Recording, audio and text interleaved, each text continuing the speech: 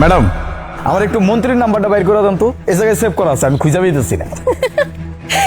এই দেখ না, এই চাষা গাইয়াটা কি বলতেছে।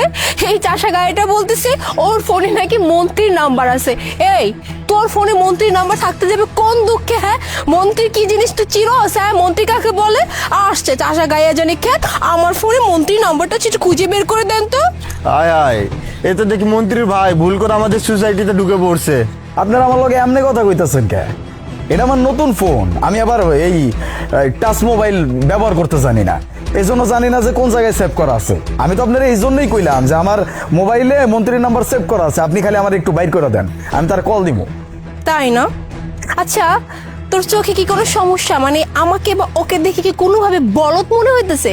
মানে তোর মতো একটা চাষা গাইয়া এসে বলবে আমার ফোনে মন্ত্রীর নাম্বার আছে আর আমরা এটা বিলিভ করে নেব?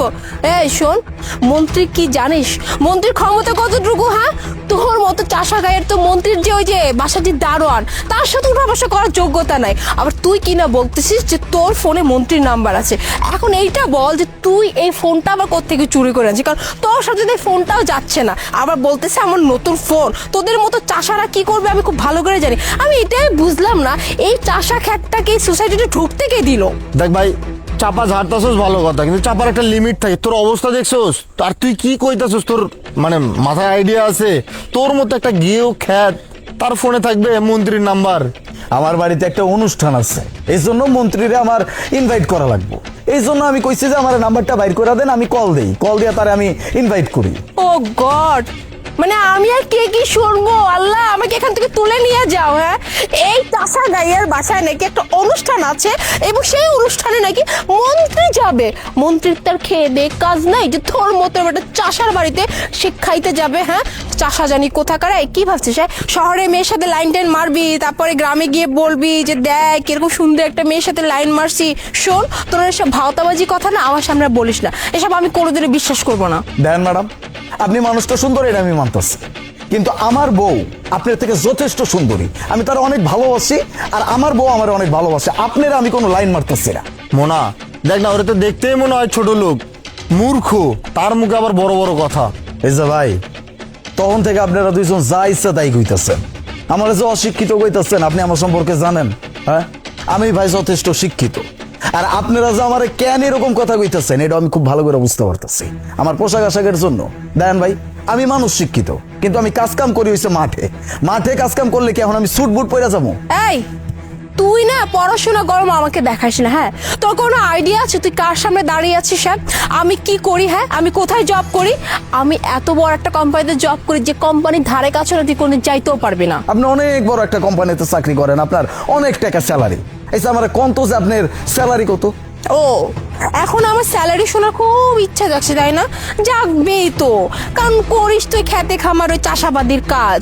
জীবনে তো মনে হয় যে 10,000 টাকা একবার দেখছিস কিনা সন্দেহ। ওই যে কি যেন বলে, গ্রামে কাজকর্ম করে ওই প্রত্যেক দিন কি হাজিরা না মাজিরা কি বলে, কত পাবি? 50 থেকে 100 টাকা। আর তুই আমার স্যালারি জানতে চাস?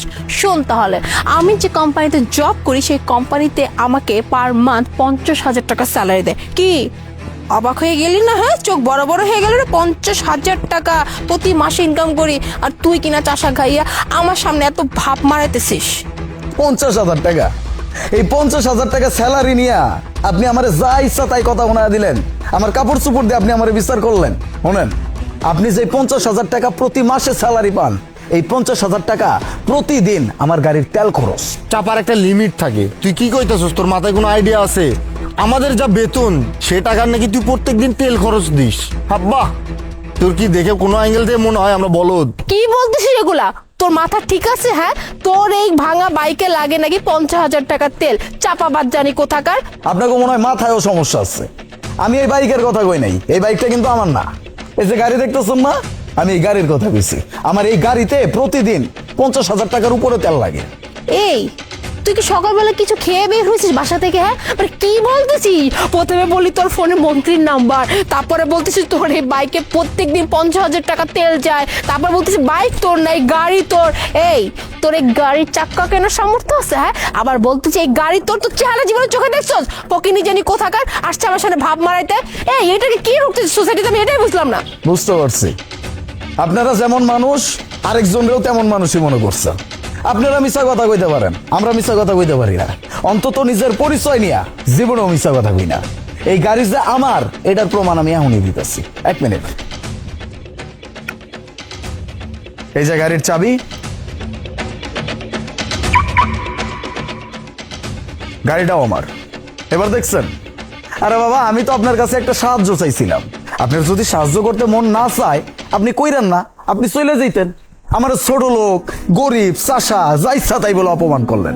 হ্যাঁ, আমি চাষা, আমি খেতে খামারে কাজকর্ম করি, তাই বলে কি আমি মানুষ না? খেতে খামারে কাজ করি বইলা আপনাকে থেকে আমার কাছে টাকা পয়সা কম আছে বা আমার মান সম্মান কম, আমি কোনো মন্ত্রীর কাজ পর্যন্ত যাইতে পারুম না, এটা চিন্তা করেন না। আপনারা যে জায়গায় পৌঁছাইতেও পারবেন না, ওই জায়গায় আমি খুব সুন্দরভাবে আরামসে যাইতে পারুম। মানুষরা এত ছোট করে দেখবেন না। পোশাক আশাক দেখে মানুষের বিচার করেন।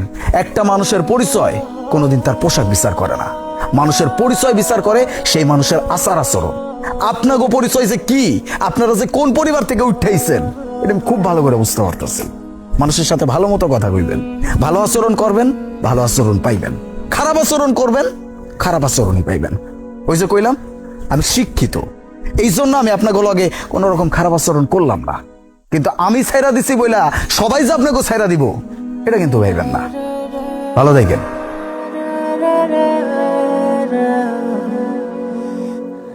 ইয়ার, তুই সত্যি সত্যি এই গাড়ির মালিক?